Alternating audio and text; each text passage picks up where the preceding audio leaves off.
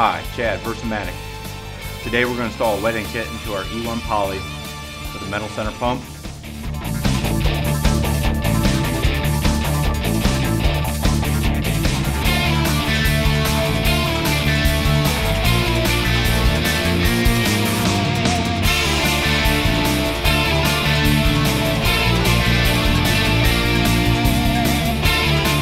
Out front we have genuine Versamatic parts in the form of a wet end kit and an air end kit. The rebuild you are going to see is accurate man method machine, but for video purposes, some parts of the work performed have been condensed in time. At any point during the presentation, please pause this video until you have completed any part of the process. Identifying which kit is required for your repair has become easier on newer pumps with the permanently affixed metal serial number tag that now indicates the wet end and air end kit information for the pump. Kit information can also be found in the service and operating manual. Versamatic genuine replacement parts, wet end and air end kits provide a bill of material of the components included in the kit. All items included in the kits are components that Versamatic recommends replacing when rebuilding a pump. The pump we are using today is an example of the ease of installation.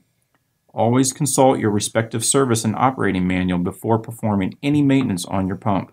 Service and operating manuals include composite repair parts drawings, repair parts list, and torque specifications. For service and operating manuals and more information, visit us on the web at www.versamatic.com. Always remember that safety is the highest priority. When working on or around any equipment, always follow the correct safety procedures. Always read and follow the safety warnings and instructions in the service manual before any work is started on the pump.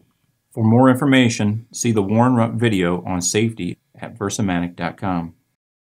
The pump we are using in this presentation has been built new and is considerably easier to work with than a pump that has been used in a process. Additional time may be required in the preparation and separation of parts and components during the rebuild. Our wet side rebuild will include the following: diaphragms, check balls, and valve seat O-rings. These are the recommended tools used with the rebuild. While the sizes may change based on the model, the type will remain the same. Torque wrench, ratchet, small slotted screwdriver, O-ring pick, snap ring pliers, sockets and or wrenches, 1/2 inch, 7/8 inch, 5/32 inch socket head Allen wrench. Alright, let's get started. Today we're going to use a 3/8 impact gun for ease of maintenance. We're going to remove the discharge manifold.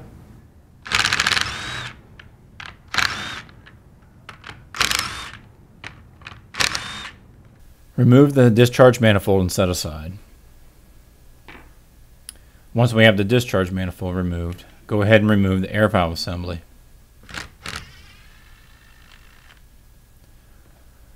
Once the air valve assembly is removed, set aside for later rebuild. Remove the old valve insert, diverter, and air valve gasket.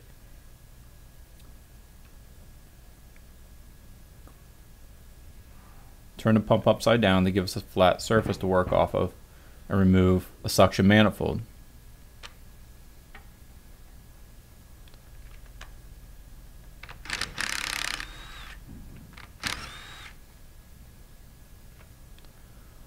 Once the suction manifold is removed, set aside for later reassembly. Go ahead and remove the valve seat O-rings and valve seats. Discard the valve seat O-rings. Remove the valve seats and the suction side check balls. Discard the suction side check balls. Now remove one outer chamber.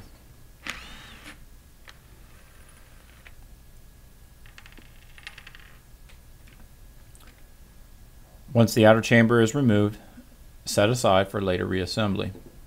Leave one outer chamber on and remove the opposite diaphragm assembly.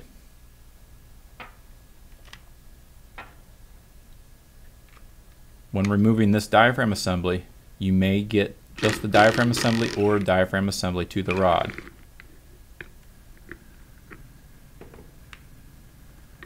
Once this is removed, set aside the inner and outer plates and discard the old diaphragm. Now remove the opposite outer chamber.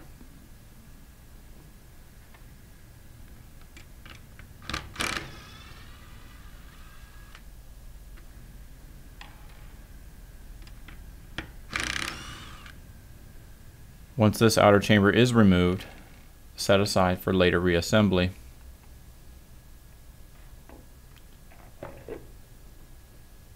Now remove the second diaphragm assembly, which is attached to the rod in this case.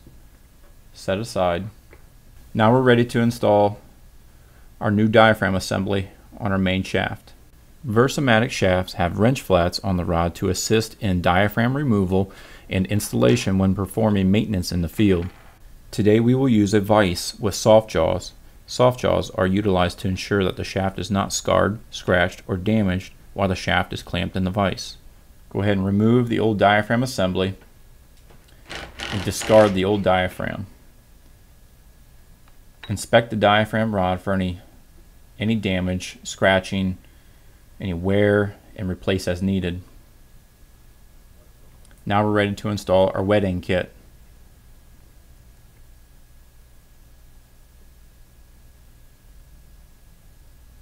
Inspect the inner and outer diaphragm plates.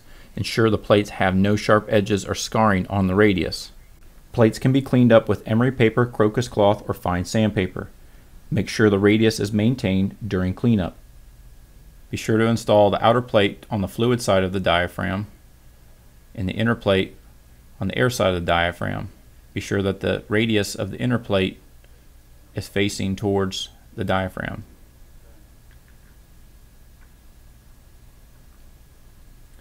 Be sure to torque the diaphragm assembly to the rod according to factory specifications listed in the service manual. Now apply grease to the main shaft and the main shaft O-ring to ensure we don't catch, bind, or cut the main shaft O-ring when installing the diaphragm assembly.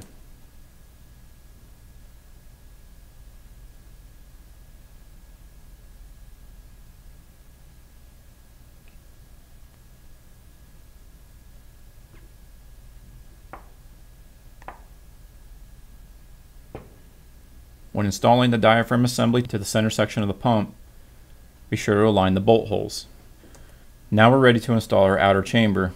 Inspect the outer chamber for casting integrity. Inspect the machine surfaces and radius of the chamber for damage or material buildup. Scarring, scratching, or material buildup can be cleaned up using emery paper, crocus cloth, or fine sandpaper. Chamber orientation requires the discharge side of the chamber to be installed in the same direction as the air valve face on the center block.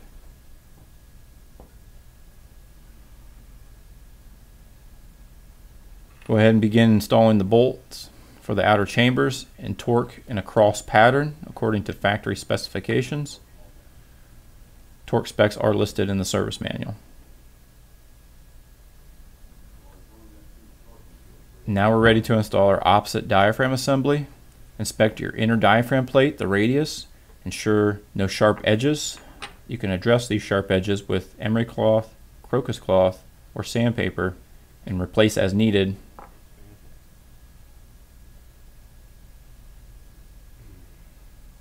Note the orientation of the diaphragm. It states fluid side. You want the outer plate to go on the fluid side of the diaphragm and the radius of the inner plate towards the diaphragm.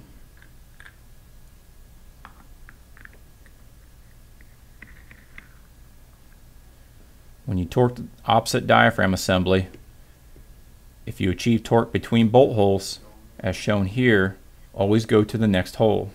Never go backwards, as you may loosen the diaphragm assembly on either side.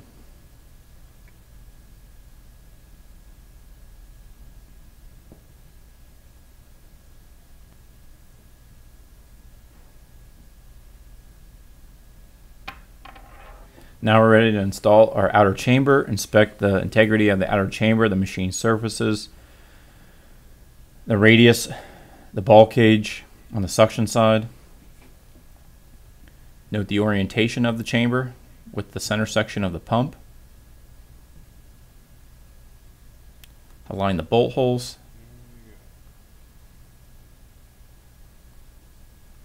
And begin to install our bolts for our outer chamber. Torque the bolts in a cross pattern according to factory specifications listed in the service manual.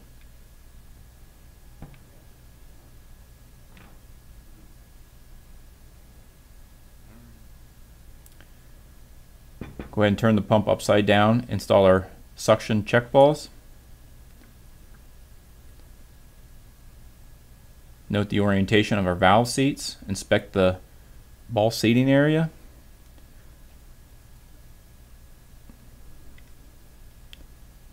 Note that the O-ring groove will go towards the suction manifold.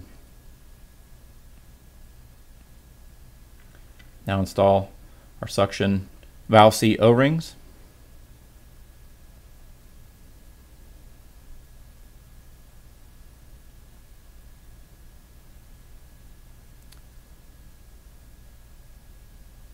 Orientation of the manifold is based on process requirements and may be reinstalled in either direction. Begin to thread in the suction manifold bolts and tighten in a cross pattern.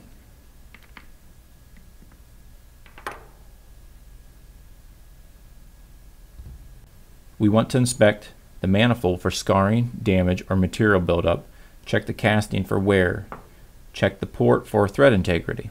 Repair or replace as needed. Install the discharge check balls. Inspect the valve seats. Inspect the O-ring groove and where the balls come to seat. Be sure that the O-ring groove is facing towards the water chamber. Now install our valve seat O-rings.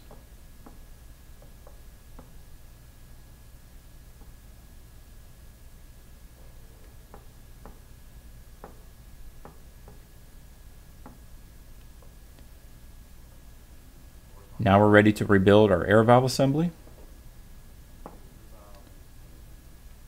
Install our valve diverter with the cut portion facing towards the ceramic valve insert. Note the orientation of the valve insert.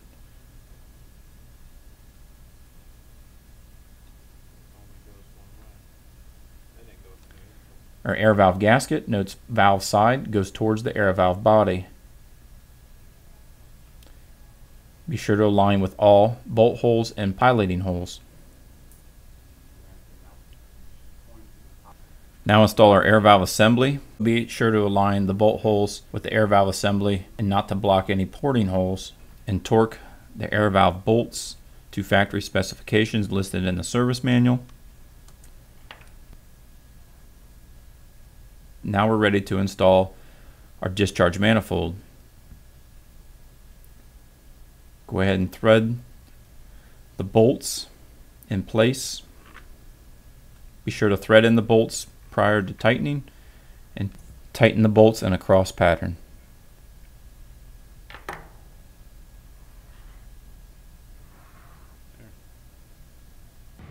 This concludes our wet side repair video for an E1 Poly metal center pump. When doing a complete rebuild, also see our air side video. For additional information, find us on the web at Versamatic.com or contact after sales support at service.versamatic@idexcorp.com. Thank you.